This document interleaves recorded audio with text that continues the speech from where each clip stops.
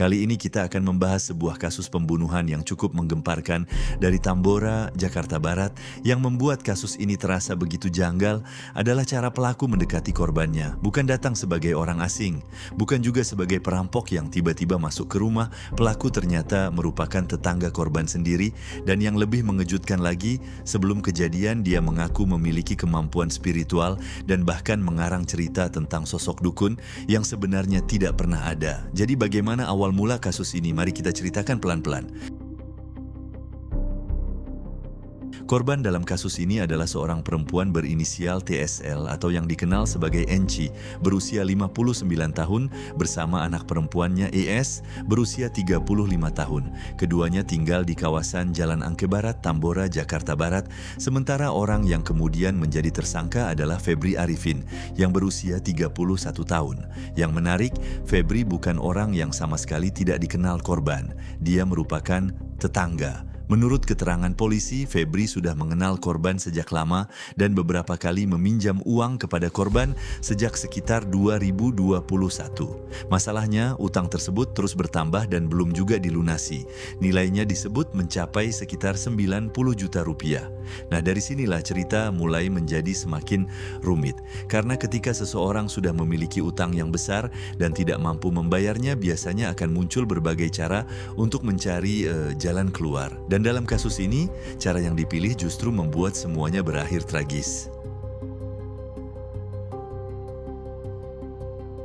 Menurut keterangan polisi, Febri kemudian mengaku memiliki kenalan yang bisa melakukan berbagai hal secara spiritual. Dia memperkenalkan sosok bernama Kris Martoyo yang disebut sebagai dukun pengganda uang. Kemudian ada satu nama lagi, yaitu Kakang, yang disebut sebagai dukun pencari jodoh. Masalahnya, kedua orang tersebut ternyata tidak benar-benar ada. Nama-nama itu disebut merupakan bagian dari cerita yang dibuat Febri untuk meyakinkan korban. Bahkan, menurut keterangan polisi, Febri menggunakan nomor telepon berbeda dan berpura-pura menjadi sosok-sosok tersebut.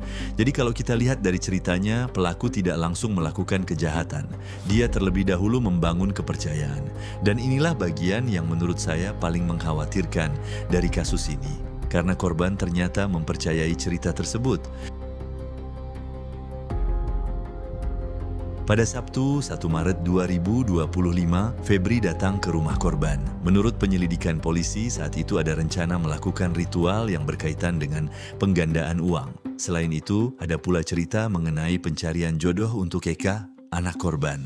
Febri membawa perlengkapan yang disebut berkaitan dengan ritual tersebut. Korban kemudian mengikuti apa yang dikatakan Febri.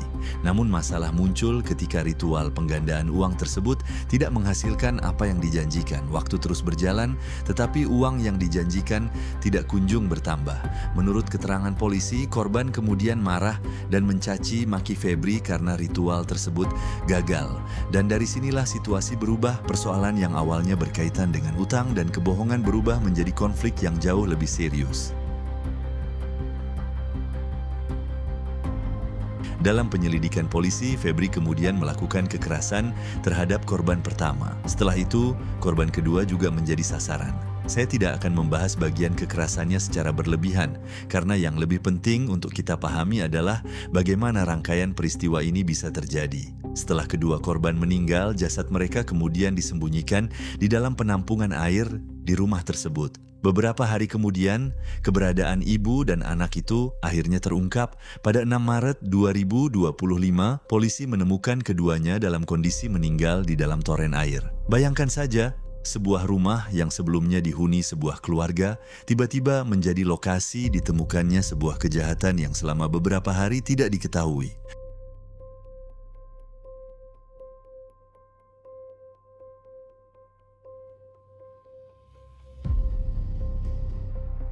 Kasus ini mulai terungkap setelah anggota keluarga korban melaporkan bahwa ibu dan kakaknya tidak bisa dihubungi. Salah satu anak korban sebelumnya masih mencoba menghubungi ibunya, namun tidak mendapatkan respons karena merasa ada sesuatu yang tidak beres. Keluarga kemudian melapor kepada polisi. Penyelidikan dilakukan. Petugas kemudian menemukan keberadaan kedua korban di rumah tersebut. Dari pemeriksaan awal, polisi menemukan adanya indikasi bahwa keduanya merupakan korban pembunuhan. Polisi kemudian mulai mencari siapa orang yang terakhir berhubungan dengan korban dan siapa yang mempunyai kemungkinan berada di sekitar lokasi.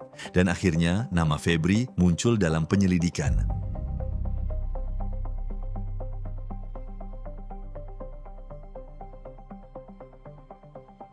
Setelah kejadian, Febri tidak lagi berada di rumah.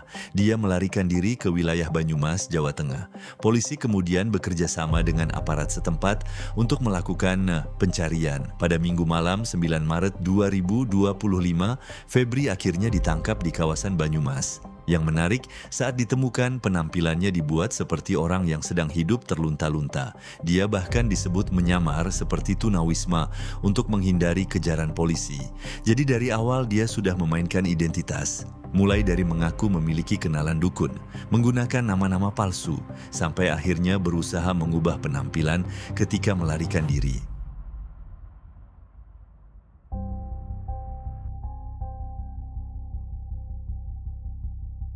Kalau kita melihat keterangan polisi, persoalan utang menjadi salah satu bagian penting dalam kasus ini.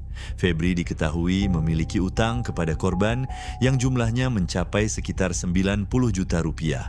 Bukannya menyelesaikan utang tersebut, dia justru membuat cerita tentang dukun pengganda uang. Dan ketika cara tersebut gagal, terjadi pertengkaran yang kemudian berujung pada pembunuhan. Polisi juga menyebut ada uang korban yang kemudian dibawa oleh pelaku. Untuk perkara hukumnya, polisi menerapkan pasal-pasal terkait pembunuhan, termasuk pasal 340, 339, dan 338 KUHP sebagaimana diberitakan sejumlah media.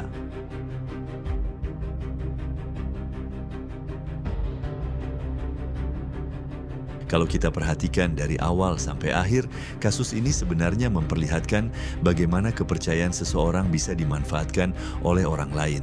Korban mengenal pelaku, mereka bertetangga, pelaku bahkan dipercaya memiliki kemampuan tertentu. Kemudian muncul nama-nama dukun yang ternyata hanya bagian dari kebohongan. Semua itu membuat korban percaya dan akhirnya bersedia mengikuti apa yang dikatakan pelaku. Karena itu, teman-teman, kita memang harus berhati-hati terhadap siapapun yang mengaku bisa menggandakan uang, memberikan kekayaan secara instan, atau menjanjikan sesuatu dengan cara-cara yang tidak masuk akal. Jangan mudah percaya hanya karena orang tersebut kita kenal atau tinggal dekat dengan kita. Dan yang tidak kalah penting, persoalan utang piutang juga sebaiknya diselesaikan dengan cara yang benar dan tidak menggunakan ancaman ataupun kekerasan.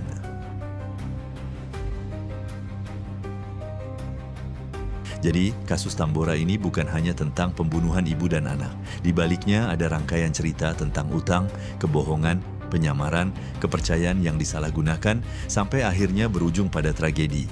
Yang awalnya hanya persoalan utang sekitar 90 juta rupiah, kemudian berkembang menjadi sebuah perkara kriminal yang menghilangkan 2 nyawa. Dan bagi saya, bagian paling mengejutkan adalah bagaimana pelaku bisa membuat cerita seolah-olah memiliki kenalan dukun, pengganda uang, dan dukun pencari jodoh, padahal nama-nama tersebut ternyata hanya bagian dari tipu dayanya. Semoga kasus seperti ini bisa menjadi pelajaran untuk kita semua. Jangan mudah percaya dengan janji mendapatkan uang secara instan. Jangan mudah menyerahkan kepercayaan kepada seseorang hanya karena kita mengenalnya. Dan kalau ada masalah, sekecil apapun itu, selesaikan dengan kepala dingin. Karena satu keputusan yang diambil dalam keadaan emosi bisa mengubah kehidupan banyak orang untuk selamanya.